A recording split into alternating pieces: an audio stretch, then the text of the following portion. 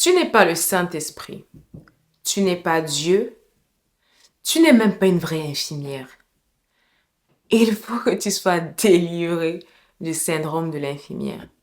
Le syndrome de l'infirmière, c'est tout simplement cette femme, cet homme qui pense qu'il peut sauver, qu'il peut guérir, qu'il peut délivrer quelqu'un, quelque chose que quelqu'un ne veut pas, il ne le fera pas.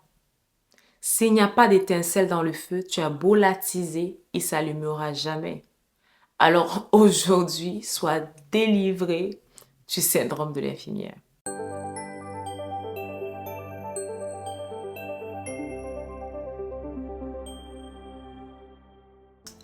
Alors bonjour à tous, bienvenue une fois de plus à votre émission Chrétienne Vie au Podcast. Mon nom est Alicia Micoud, la seule, l'unique, la véritable. Et aujourd'hui, je veux qu'on puisse parler de ce gros problème que j'ai vu qui atteint beaucoup plus les femmes, qui est le syndrome de l'infirmière. C'est quoi le syndrome de l'infirmière? Le syndrome de l'infirmière, c'est tout simplement une personne qui pense qu'elle peut sauver une personne et généralement, elle est prête, cette personne-là est prête à subir le pire afin de pouvoir potentiellement changer quelqu'un. On ne change pas les gens. Même Dieu ne nous change pas sans notre accord. Même Dieu n'a pas la capacité de nous changer, de nous peaufiner sans que nous soyons en partenariat avec lui. C'est la seule chose que il ne peut pas prendre de nous, c'est le libre arbitre. Cette capacité de choisir. Même s'il sait que tu vas mal choisir, il te laisse toujours la capacité de choisir. Il dit, je mets devant toi le chemin de la vie et de la mort. Choisis la vie. Nous ne sommes pas des marionnettes que Dieu téléguide pour qu'on puisse faire ce qu'il ne veut pas qu'on fasse. Ou ce qu'il veut qu'on fasse. Non. Donc, pourquoi est-ce que tu penses que tu vas réussir à changer quelqu'un si la personne ne veut pas? Dans la vie, il faut apprendre à prendre les gens comme ils sont. Et il faut apprendre à avoir des standards pour ta propre vie, pour tes amitiés, pour tes relations de manière générale.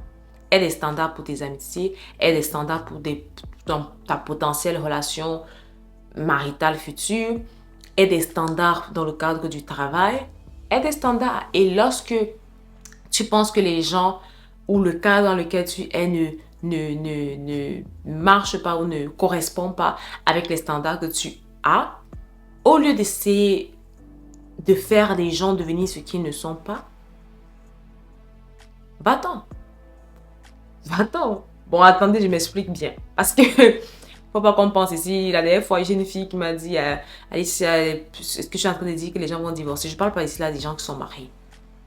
C'est pas ça le cadre. Je suis en train de parler du fait que tu es dans une relation amicale. Peut-être, je prends un exemple concret. Je suis amie avec toi. Et pour moi, par exemple, c'est inconcevable d'être en amitié et d'insulter, de s'appeler salope, pute. Like, je suis ton amie, je suis pas ta... Like, je sais pas, mais il y a des gens qui ont ce genre de conversation, qui ont ce genre d'appellation bitch, salope, pute.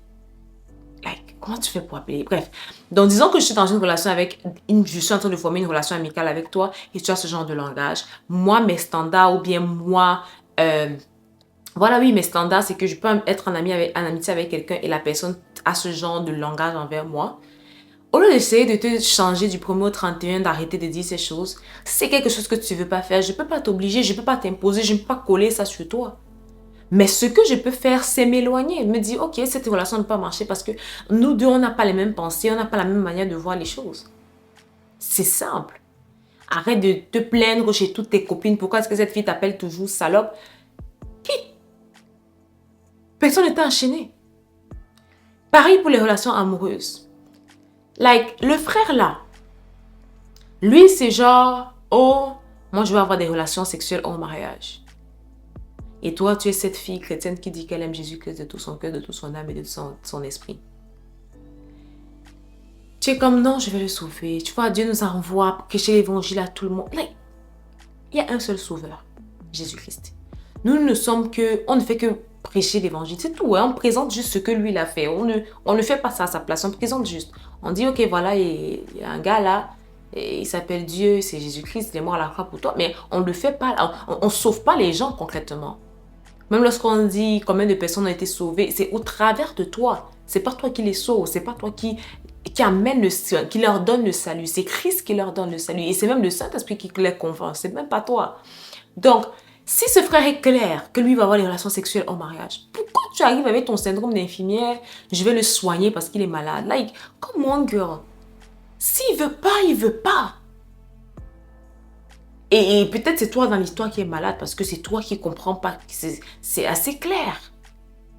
C'est assez clair. Si par exemple, lui, je vais prendre un autre exemple, lui, ces gens, ils vont aller en boîte de nuit chaque soir. Tu es comme, oh non, je vais rester avec lui, Dieu va m'utiliser pour le changer. Ma chérie, même Jésus-Christ n'a pas pu changer les pharisiens. Il marchait avec eux, il prêchait dans le temple, les gars étaient toujours amers, ils étaient toujours aigris, au point où ils ont monté un complot pour le faire tuer. Tu penses que changer les gens, comme je vous ai dit, Dieu nous a donné le libre arbitre. Les gens ont le choix, ils ont la capacité de prendre leurs décisions, d'avoir leur manière de penser, leur manière de voir la vie. Et tu ne peux pas t'imposer, tu ne peux pas imposer, ou bien tu ne peux pas te dire, ok, je vais être avec cette personne et je vais la changer. Non. Il y a des choses, c'est léger. Par exemple, en fait, le changement doit toujours être une proposition et jamais être une condition.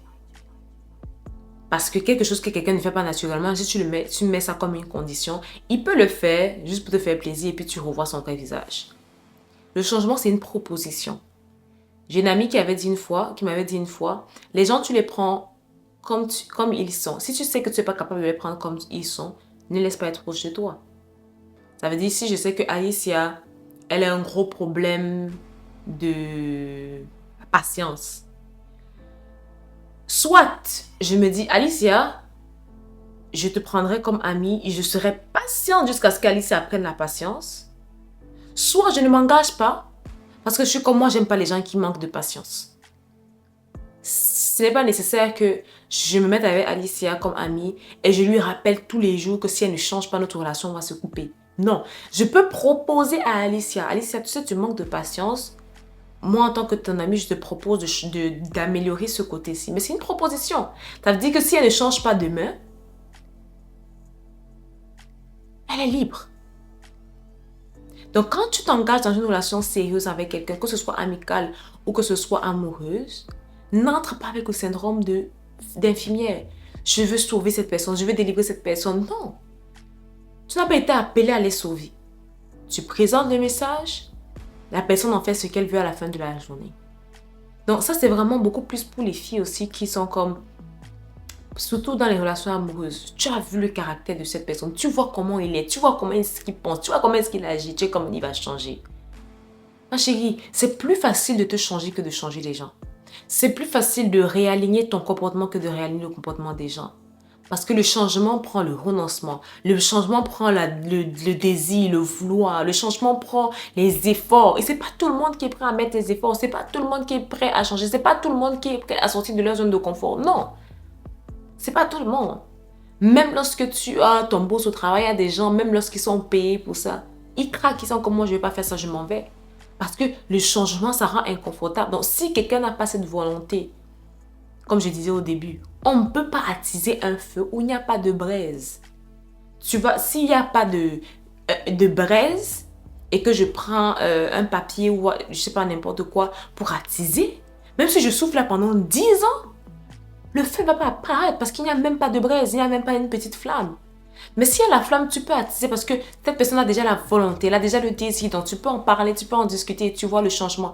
Mais s'il n'y en a pas, pourquoi je vais perdre des années, des mois à rester là dans une relation toxique, pensant que cette personne va devenir doux un jour, ou cette personne va devenir romantique un jour? Non.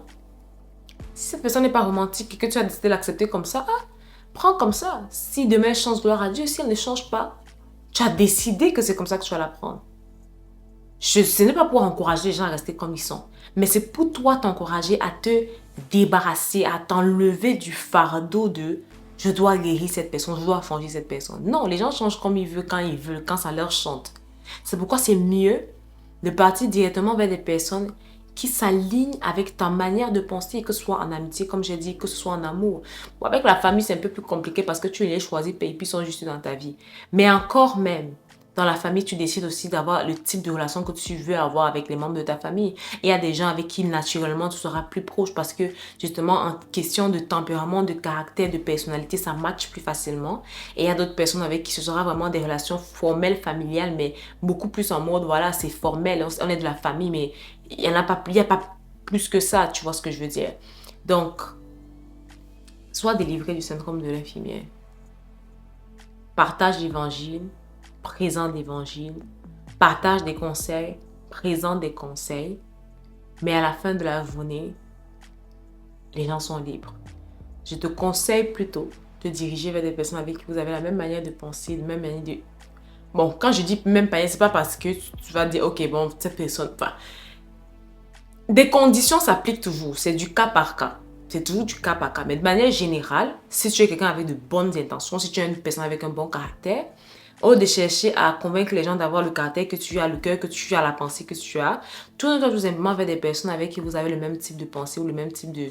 Si vraiment ce sont des bons types de pensée, la même manière de voir les choses. Mais si ce n'est pas une bonne manière de voir les choses, ne t'aligne pas non plus avec des gens avec qui vous pensez déjà mauvais tous ensemble parce que ça ne t'amènera nulle part. Bon, je te fais c'est que tu as compris. Je pense que ça a quand même été assez clair. Donc, voilà quoi.